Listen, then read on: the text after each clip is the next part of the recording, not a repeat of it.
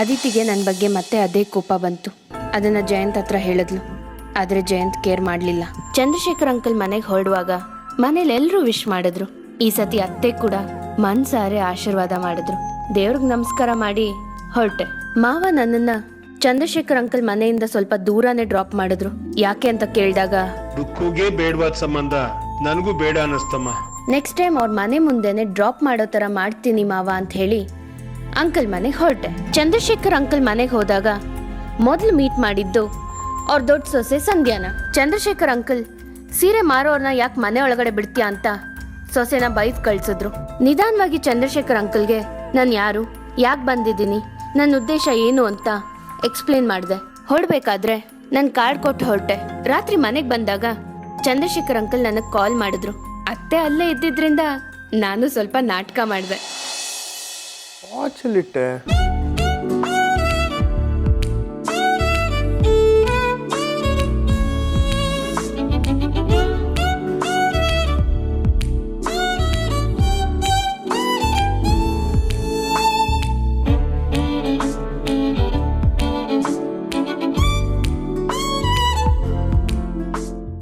Gift ನನಗೆ ಗೊತ್ತಿಲ್ಲದೆ ನನ್ನ ರೂಮಲ್ಲಿ.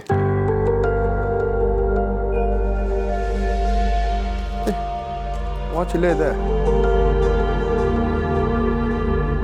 ಗಿಫ್ಟ್ ಯಾರು ಕಳ್ಸಿರ್ಬೋದು?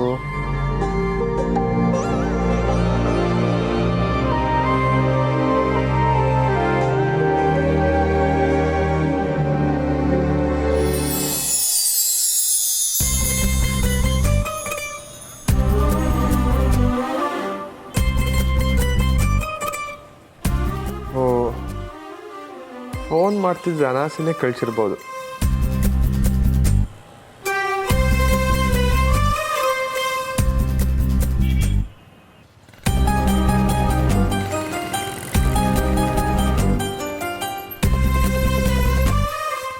ಪ್ರೀತಿಯಲ್ಲಿ ಇರೋ ಸುಖ ಗೊತ್ತೇ ಇರಲಿಲ್ಲ.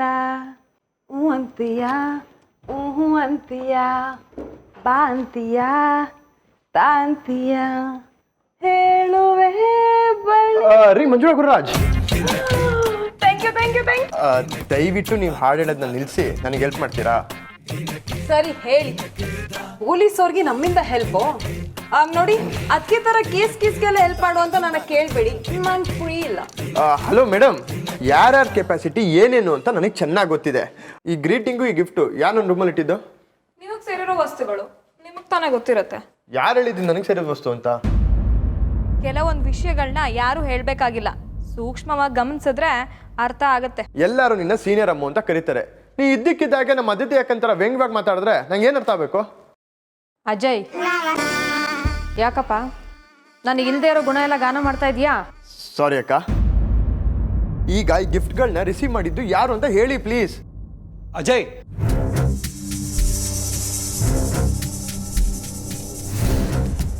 ರಿಸೀವ್ ಮಾಡ್ಕೊಂಡಿದ್ದು ದಿವ್ಯಾನೇ, ಆದರೆ ಇದು ನಂದೇ. ನನ್ನ ಫ್ರೆಂಡ್ ಕಳಿಸಿದ್ದು. ಸುಮಂತ್, ಎತ್ತಕೈ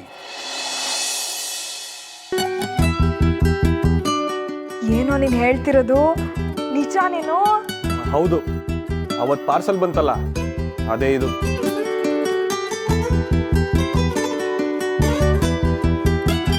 ಹೌದಾ? ಮತ್ತೆ ಅವತ್ತು ನೋಡಿದ್ರೆ ಅದ್ಯಾವುದೋ ನಾಟಕದ ಪ್ರಾಪರ್ಟಿ ಅಂತೆಲ್ಲ ಕತೆ ಹೊಡೆದೆಲ್ಲ ಪುಟ್ಟ. ಅವತ್ತು ಏನು ಹೇಳಬೇಕು ಅಂತ ಗೊತ್ತಾಗ್ಲಿಲ್ಲ, ಅದಕ್ಕೆ ಆ ಥರ ಹೇಳಿದೆ. ಇವತ್ತು ವಿತ್ ಪ್ರೂಫ್ ಸಿಗಾಕೊಂಡ್ಬಿಟ್ನಲ್ಲ. ಅಂದ್ರೆ ನೀನ್ ಗಂಟೆಗಟ್ಲೆ ಮಾತಾಡ್ತಿದ್ದು ಫೋನ್ ಫ್ರೆಂಡ್, ಅವ್ರು ನಿನ್ ಗರ್ಲ್ ಫ್ರೆಂಡಾ? ಪೊಲೀಸ್ ರೂಮು ಕಳ್ಳ ಬರಲ್ಲ ಅನ್ಕೊಂಡಿದ್ದೆ. ಈಗ ನಾನೇ ನಿಮ್ಮ ಮುಂದೆ ಕಳ್ಳನ ಥರ ನಿಂತ್ಕೊಂಡಿದ್ದೀನಿ. ಇವಾಗ ಏನಾದರೂ ನಮ್ಮಮ್ಮ ಇಲ್ಲಿದ್ದಿದ್ರೆ ನನ್ನ ನೀಟಾಗಿ ತಗ್ಲಾಗ್ತಿದ್ದೆ. Sorry brother. ಅತ್ತೆ ಅತ್ತೆ ಅದಕ್ಕೆ ನೀವೇ ನನ್ನನ್ನು ಕಾಪಾಡಬೇಕು. ಅದಕ್ಕೆ ಅಮ್ಮನ ಹತ್ರ ನಮ್ಮ ಲವ್ ವಿಷಯ ನೀವೇ ಹೇಳಿ ಹೇಗಾರು ಮಾಡಿ ಒಪ್ಪಿಸ್ಬೇಕತ್ಗೆ. ಓಹೋ, ಲವ್ ವಿಷಯನಾ?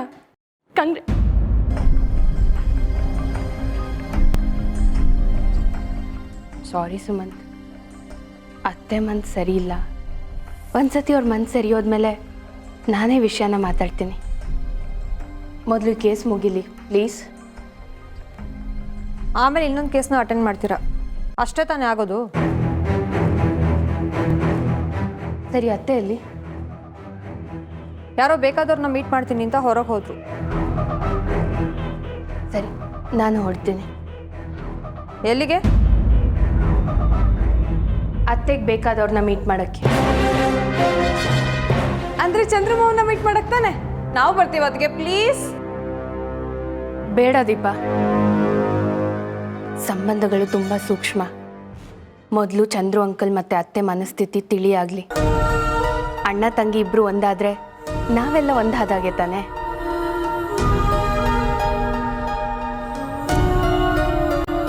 ಎಲ್ರಿಗೂ ಬಾಯ್. ಬಾಯ್ ಅಜಯ್, ಸುಮಂತ್ ಬಾಯ್.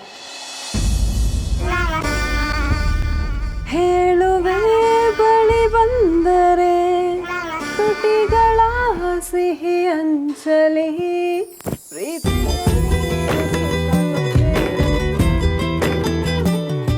ಅಜಯ್ ಬಾಬು ಲೈಫಲ್ಲಿ ಬೇರೆ ಯಾವುದಾದ್ರೂ ಹುಡುಗಿ ಇದ್ದಾಳ? ಆದರೆ ಇದು ನಂದೇ, ನನ್ನ ಫ್ರೆಂಡ್ ಕಳಿಸಿದ್ದು.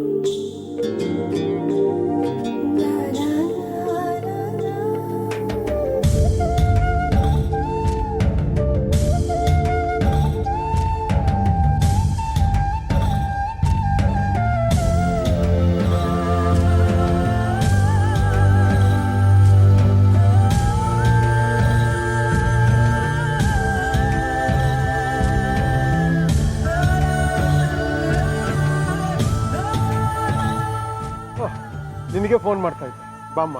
ಸಾರಿ ಅಂಕಲ್, ಕಾಯಿಸ್ಬಿಟ್ಟೆ ಅನ್ಸುತ್ತೆ. ಪರವಾಗಿಲ್ಲಮ್ಮ, ನಾನಾಗಿ ಒಪ್ಸಿದ ಕೆಲಸ ಅಲ್ವಲ್ಲ. ವಿಗ್ರಹ ಪತ್ತೆ ಮಾಡ್ತೀನಿ ಅಂತ ಹೇಳಿ ನೀನಾಗ ಆಸಕ್ತಿ ತೋರಿಸಿ ಬಂದಿದ್ಯಾ.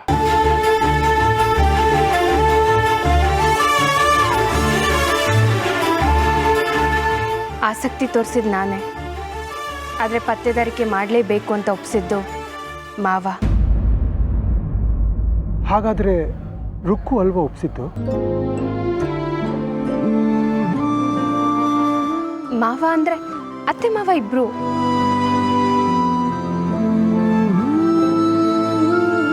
ನಿಮ್ಮ ಮನೇಲಿ ವಂಶ ಪಾರಂಪರ್ಯಾಗಿ ಬಂದಿರೋ ವಿಗ್ರಹ ಕಳ್ದೋಗಿದೆ ಅಂತ ಅತ್ತೆನೇ ಮೊದಲು ಹೇಳಿದ್ದು. ನನ್ನ ಮನಸ್ಸಿನ ನೆಮ್ಮದಿ ಕೂಡ ಗೊತ್ತು ಅಂಕಲ್. ಅದಕ್ಕೆ ಕಳ್ದೋಗಿರೋ ಲಕ್ಷ್ಮೀ ವಿಗ್ರಹ ನಿಮ್ಮ ಮನಸ್ಸಿನ ನೆಮ್ಮದಿ ಸಿಗ್ಲಿ ಅಂತ ದೇವ್ರ ಹತ್ರ ಬೇಡ್ಕೊಳ್ಳೋಣ. ಅದಕ್ಕೆ ನಿಮ್ಮನ್ನ ಇಲ್ಲಿಗೆ ಬರಕ್ಕೆ ಹೇಳಿದ್ದು. ನನ್ನ ತಂಗಿಗೆ ತಕ್ಕ ಸೊಸೆ, ಅವಳಿಗೂ ದೇವರಲ್ಲಿ ತುಂಬ ನಂಬಿಕೆ ನಮ್ಮ. ಬನ್ನಿ ಅಂಕಲ್, ಪೂಜೆ ಮುಗಿಸ್ಕೊಂಡು ಮಾತಾಡೋಣ. ಬಾಮ್ಮ.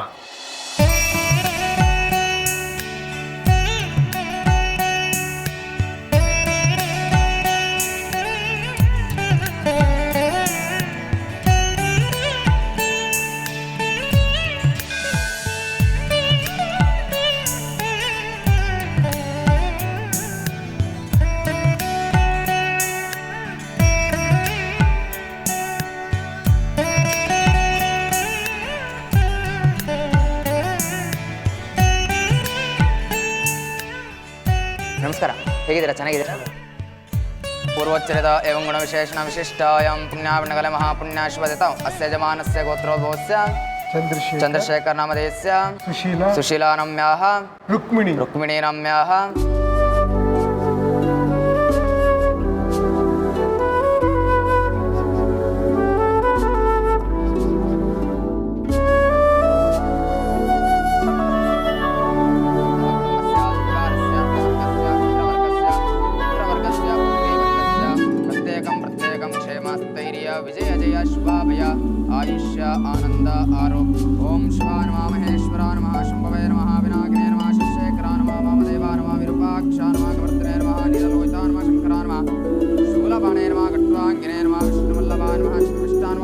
ಮಾತಾ ನಮಃ ಶ್ರೀಕಂಠ ನಮಃ ಭಕ್ತವತ್ಸಲ ನಮಃ ಭವಾನು ಶರ್ಮ ನಮಃ.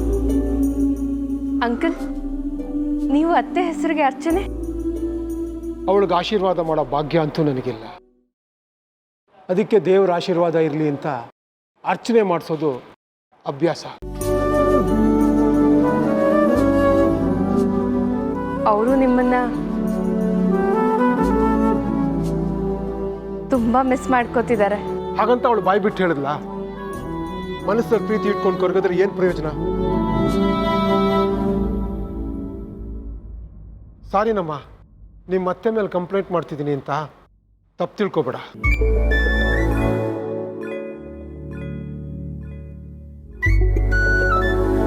ಸೂಕ್ತವಾಚ ಪ್ರದವೇ ಮಾತರಂ ಮಾಹಿ ಗೋಸೆ ಪ್ರದವೇ ಮಾತರಂ ಮಾಹಿ ಗೋಸೆ ಮಧು ಮನಿಷ್ಯೆ ಮಧು ಜಾನಿಷ್ಯೆ ಮಧು ವಕ್ಷ್ಯಾಮಿ ಮಧು ವದಿಷ್ಯಾಮಿ.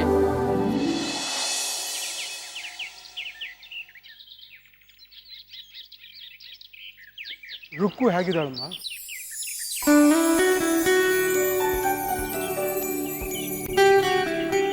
ಅತ್ತೆ ಇಷ್ಟು ದಿನ ನೆಮ್ಮದಿಯಾಗಿದ್ದಾರೆ ಅಂದ್ಕೊಂಡಿದ್ದೆ ಅಂಕಲ್, ಆದರೆ ಈಗ ನಿಮ್ಮ ನೆನಪಲ್ಲೇ ಕೊರಗ್ತಿದ್ದಾರೆ. ಹಾಗಾದರೆ ನನ್ನ ಮೇಲಿನ ಕೋಪ ಇನ್ನೂ ಹೋಗಿಲ್ವಾ? ಕೋಪ ಅಲ್ಲ ಅಂಕಲ್ ಇದ್ದಿದ್ದು, ನೋವು. ತಂದೆ ಸ್ಥಾನದಲ್ಲಿದ್ದಿದ್ದ ಅಣ್ಣ ತವ್ರ ಮನೆ ಸುಖಾನ ಕಿತ್ಕೊಂಡ ಅನ್ನೋ ನೋವು. ನನ್ನ ತಂಗಿ ಮಗನಿಗೆ ನನ್ನ ಮಗಳನ್ನು ಕೊಡಲಿಲ್ಲ ಅನ್ನೋ ಬೇಜಾರಿಗಿಂತ ಇವತ್ತು ನನಗೆ ತುಂಬ ಸಂತೋಷ ಆಗ್ತಿದೆ.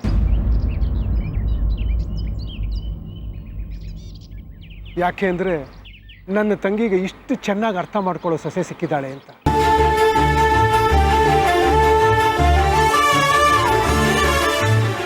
ಅವರು ಅಷ್ಟೇ ಅಂಕಲ್, ಅಮ್ಮನ ಪ್ರೀತಿ ಕೊಟ್ಟಿದ್ದಾರೆ. ಬಡವ್ರ ಮನೆಯಿಂದ ಬಂದಿರೋ ಹುಡುಗಿ ಅನ್ನೋ ಭಾವನೆ ನನ್ನ ಕಾಡದೇ ಇರೋ ಹಾಗೆ ನೋಡ್ಕೊಂಡಿದ್ದಾರೆ. ನಿಮ್ಮ ಮಗಳಿ ಮನೆ ಸೇರಿದ್ರೆ ನಿಜಕ್ಕೂ ತುಂಬ ನೆಮ್ಮದಿಯಾಗಿದ್ದಿರೋಳು, ನಿಮ್ಮ ತಂಗಿ ಕೂಡ. ಹಾಗೆ ನೋಡಿದ್ರೆ ಈ ಸಂಬಂಧನ ನೀವು ನನಗೆ ಬಿಟ್ಕೊಟ್ರಿ ಅಂತಲೇ ಹೇಳಬೇಕು.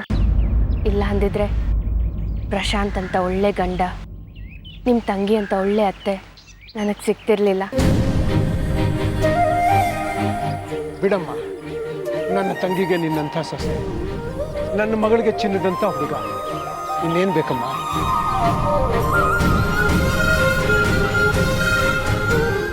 ನಿನ್ನ ಬಗ್ಗೆ ಕೇಳ್ಪಟ್ಟೆ, ಎಷ್ಟೋ ಕೇಸ್ನ ಚೆನ್ನಾಗಿ ಸಾಲ್ವ್ ಮಾಡಿದ್ಯಾ ಅಂತ ಗೊತ್ತಾಯಿತು. ನನ್ನ ತಂಗಿ ಸೊಸೆ ಇಷ್ಟು ಬುದ್ಧಿವಂತು ಅಂತ ಹೆಮ್ಮೆ ಪಟ್ಟೆ.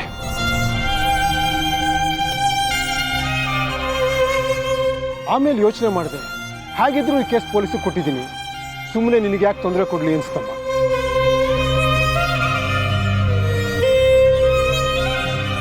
ಕುಟುಂಬದ ನೆಮ್ಮದಿಗೋಸ್ಕರ ಮಾಡೋ ಯಾವ ಕೆಲಸನೂ ಕಷ್ಟ ಅನ್ಸಲ್ಲ ಅಂಕಲ್.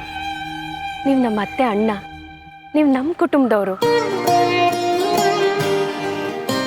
ಲಕ್ಷ್ಮೀ ರಥೋತ್ಸವದ ಸಮಯಕ್ಕೆ ವಿಗ್ರಹ ಸಿಗಲಿಲ್ಲ ಅಂದರೆ ನಿಮ್ಮ ಮೇಲೆ ಗೌರವ ಇಟ್ಟಿರೋ ಜನರ ಮುಂದೆ ನೀವು ತಲೆ ತಗ್ಗಿಸ್ಬೇಕಾಗತ್ತೆ. ನಿಮ್ಗೆ ಆ ಸ್ಥಿತಿ ಬಂದರೆ ನಮ್ಮ ಅತ್ತೆ ಸಹಿಸಲ್ಲ. ನಮ್ಮ ಅತ್ತೆ ಕಣ್ಣೀರು ಹಾಕಿದ್ರೆ ನನಗೆ ಸಹಿಸ್ಕೊಳಕ್ಕಾಗಲ್ಲ.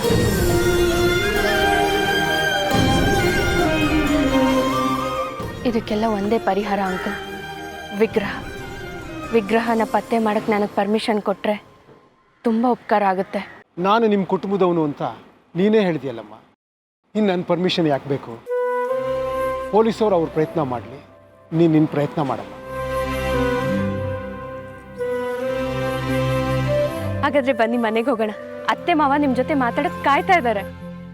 ಬರಲ್ಲಮ್ಮ, ನನ್ನ ತಂಗಿ ಅರ್ಥ ಮಾಡ್ಕೊಳ್ಳೋ ಟೈಮಲ್ಲೇ ನಾನು ಅರ್ಥ ಮಾಡ್ಕೊಳ್ಳಿಲ್ಲ. ಬೇಕಾದರೆ ಅವಳೇ ಬಂದು ಕರೀಲಿ.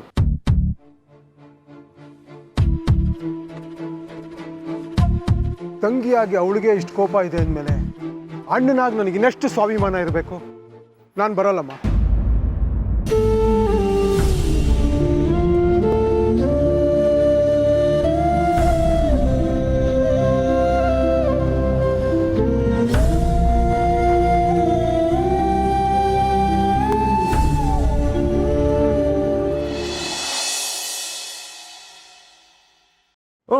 ದಿವ್ಯಾ, ಕಾಫಿ ನಿಮಗೋಸ್ಕರನೇ ಮಾಡಿದ್ದು. ನನಗೋಸ್ಕರನ? ಯಾಕೆ? ಯಾಕೆ ಅಂದರೆ ನಿಮಗೆ ಅಷ್ಟು ಅರ್ಥ ಆಗಲ್ವಾ? ಹಾ, ಅರ್ಥ ಆಯ್ತು. ಒಂದೇ ಮನೇಲಿ ಇದೀವಿ ಅಂದಮೇಲೆ ಈ ಥರ ಕಷ್ಟ ಸುಖ ಬೇಕು ಬೇಡಗಳನ್ನ ವಿಚಾರಿಸ್ಕೊಳ್ಳೋದು ಸಹಜ. ಆದರೆ ನೀನು ಯಾವತ್ತೂ ಈ ಥರ ಕೆಲಸ ಮಾಡೋದು ನೋಡಿಲ್ವಲ್ಲ, ಅದಕ್ಕೆ ಕೇಳಿದೆ. ಇವನೊಬ್ಬ ನಾನು ನನ್ನ ಪ್ರೀತಿನ ಅರ್ಥ ಮಾಡ್ಸೋದಕ್ಕೆ ಹೋದರೆ ಬರೀ ಕಾಳಜಿ ಅನ್ಕೋತಾನೆ. Nonsense fellow. ಥ್ಯಾಂಕ್ಸ್. ನಾನು ಕಾಫಿ ತಿಂಡಿ ಯಾಕಷ್ಟ ಕುಡಿದೆ, ಅದ್ರಿಗೆ ಮತ್ತೆ ಕುಡ್ತೀನಿ ನಿನಗೋಸ್ಕರ. ನನಗೋಸ್ಕರನಾ? ಹಾಂ, ಪಾಪ ನಿನಗೆ ನಿಮ್ಮ ಅಣ್ಣಂದ್ರ ಕಡೆ ತುಂಬ ಪ್ರೀತಿ. ಅವ್ರ ಮೇಲೆ ಎಕ್ಸ್ಪೆರಿಮೆಂಟ್ ಮಾಡೋಕ್ಕಾಗಲ್ಲ. ನಾನೊಬ್ಬ ಇದ್ದೀನಿ ನಿಮ್ಮ ಮನೇಲಿ ಬಡಪಾಯಿ, ನನ್ನ ಮೇಲೆ ಎಕ್ಸ್ಪೆರಿಮೆಂಟ್ ಮಾಡ್ತಿದ್ಯಾ. ಪರವಾಗಿಲ್ಲ, ನನ್ನ ಹಣೆ ಬರ ಹೇಗಿದೆ ನೋಡೋಣ.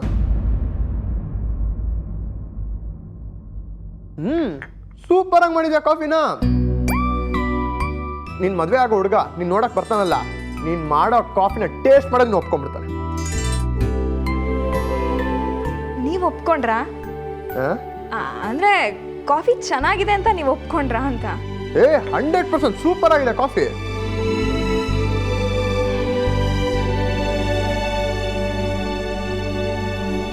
ಹಾ ದಿವ್ಯಾ, ಇತ್ತೀಚೆಗೆ ಒಂದು ಹುಡುಗಿ ನನ್ನ ಹಿಂದೆ ಬಿದ್ದುಬಿಟ್ಟಿದ್ದಾಳೆ. ಅವಳು ನಿನ್ನ ಫ್ರೆಂಡು ಅಂತ ಹೇಳಿದ್ಲು. ನಿಂಗೆ ಯಾರು ಅಂತ ಗೊತ್ತಾ? ನನ್ನ ಬಗ್ಗೆ ನನ್ನ ಹತ್ರನೇ ವಿಚಾರಿಸ್ತಿದ್ದಾನೆ. ತಟ್ ನನ್ನ ಮಗನೇ. ಏನೋ ಗುಣಗ್ತಾ ಇದ್ದೀರಾ.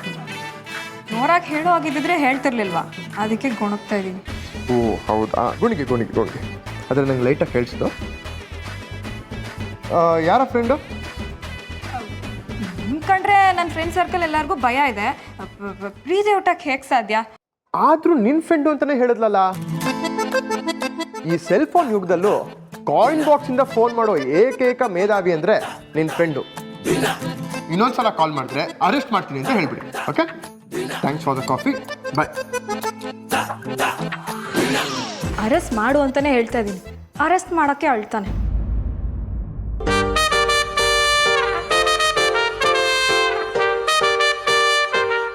ಇಷ್ಟೊಂದು ಸಕ್ಕರೆ ಹಾಕ್ಬಿಟ್ನಾ? ಓ, ಅವ್ರು ಕುಡ್ದು ಹೋಗಿದ್ದಲ್ವಾ, ಅದಕ್ಕೆ ಇಷ್ಟು ಸ್ವೀಟ್ ಆಗಿದೆ.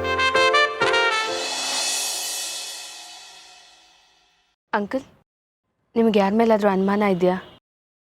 ನನ್ನ ಚಿಕ್ಕ ಸೊಸೆ. ಆಕೆ ಬಡವ್ರ ಮನೆ ಹುಡುಗಿ ಅನ್ನೋ ಕಾರಣಕ್ಕ? ಅದೊಂದೇ ಕಾರಣ ಅಲ್ಲಮ್ಮ, ಆದರೆ ಅದು ಒಂದು ಕಾರಣ ಅನ್ನೋದು ಸುಳ್ಳಲ್ಲ. ಈಗಲೇ ಯಾಕೆ ಏನು ಅಂತ ಹೇಳಿದ್ರೆ ನೀನು ಅದನ್ನು ತಲೆಯಲ್ಲಿ ಇಟ್ಕೊಂಡೇ ಕೆಲಸ ಮಾಡಬೇಕಾಗತ್ತೆ. ಹೋಗ್ತಾ ಹೋಗ್ತಾ ಸತ್ಯ ಏನು ಅನ್ನೋದು ನಿನಗೆ ಗೊತ್ತಾಗತ್ತೆ. ನಿನ್ನ ಮೂಲಕ ನನಗೂ ಗೊತ್ತಾಗತ್ತಮ್ಮ. ಮನೇಲಿ ಎಲ್ಲರೂ ಚಿಕ್ಕ ಸೊಸೆ ಸುಮ್ಮನೆ ವಿಗ್ರಹ ಕದ್ದಿದ್ದಾಳೆ ಅಂದ್ಲು. ಅವಳನ್ನ ಪೊಲೀಸ್ಗೆ ಹಿಡ್ಕೊಡಿ ಅಂದರು. ನನಗೂ ಅಷ್ಟೇ, ಅವಳೇ ಕದ್ದಿದ್ದಾಳೆ ಅಂತ ಚಿಕ್ಕ ಅನುಮಾನ. ಆದರೆ ನಾವು ಯಾರೂ ಪ್ರತ್ಯಕ್ಷವಾಗಿ ನೋಡಿಲ್ಲ. ಪ್ರಮಾಣಿಸಿ ನೋಡು ಅಂತ ನಿನಗೆ ಹೇಳ್ತಾ ಇದ್ದೀನಿ. ಯೋಚನೆ ಮಾಡಬೇಡಿ ಅಂಕಲ್, ಸತ್ಯನ ನಾನು ಪತ್ತೆ ಮಾಡೋ ಪ್ರಯತ್ನ ಮಾಡ್ತೀನಿ. ನಿಮ್ಮ ಭಕ್ತಿಯಲ್ಲಿ ಶ್ರದ್ಧೆ ಪ್ರಾಮಾಣಿಕತೆ ಇದ್ದರೆ ಖಂಡಿತ ಮಹಾಲಕ್ಷ್ಮಿ ವಿಗ್ರಹ ಸಿಕ್ಕೇ ಸಿಗತ್ತೆ. ದೇವಸ್ಥಾನದಲ್ಲಿ ಪಾಸಿಟಿವ್ ಎನರ್ಜಿ ಇದೆ ಅಂತ ಹೇಳ್ತಾರೆ. ನೀನು ಆಡ್ತಾ ಇರೋ ಮಾತುಗಳಿಂದ ನನಗೆ ಎನರ್ಜಿ ಬರ್ತಾ ಇದೆ. Thank you. ಯಾವಾಗ ಬರ್ತೀಯಮ್ಮ ಮನೆಗೆ? ಅಂಕಲ್, ನಿಮ್ಮ ಮನೇಲಿ ಯಾರಿಗಾದ್ರೂ ನಾನು ನಿಮ್ಮ ತಂಗಿ ಸೊಸೆ ಅಥವಾ ಪತ್ತೆದಾರಿಕೆ ಮಾಡ್ತೀನಿ ಅಂತ ಹೇಳಿದ್ದೀರಾ? ಇಲ್ಲಮ್ಮ, ಈಗ ಹೋದ ತಕ್ಷಣ ಹೇಳ್ತೀನಿ. ಬೇಡ ಅಂಕಲ್, ಸದ್ಯಕ್ಕೆ ಸೀರೆ ವ್ಯಾಪಾರ ಮಾಡೋಳ ಥರನೇ ಬರ್ತೀನಿ. ಯಾಕೆ? ಅದರ ಅಗತ್ಯ ಏನಿದೆ? ಪತ್ತೆದಾರಿ ಅಂತ ಪರಿಚಯ ಮಾಡಿದ್ರೆ ಮನೆಯವ್ರ ಮೇಲೆ ನಂಬಿಕೆ ಇಲ್ವಾ ಅಂತ ಎಲ್ರಿಗೂ ನಿಮ್ಮ ಮೇಲೆ ಬೇಜಾರಾಗುತ್ತೆ. ತಂಗಿ ಸೊಸೆ ಅಂತ ಹೇಳಿದ್ರೆ ಇಷ್ಟು ದಿನ ಇಲ್ಲದೆ ಇರೋದು ಇವಾಗ ಎಲ್ಲಿಂದ ಅನ್ನೋ ಪ್ರಶ್ನೆಗಳು ಉಟ್ಕೊಳ್ಳುತ್ತೆ. ನನ್ನ ಹತ್ರ ಯಾವ ವಿಷಯನೂ ಮುಕ್ತವಾಗಿ ಮಾತಾಡೋದಿಲ್ಲ. ಅರ್ಥ ಆಯ್ತಮ್ಮ. Good luck. Thank you uncle.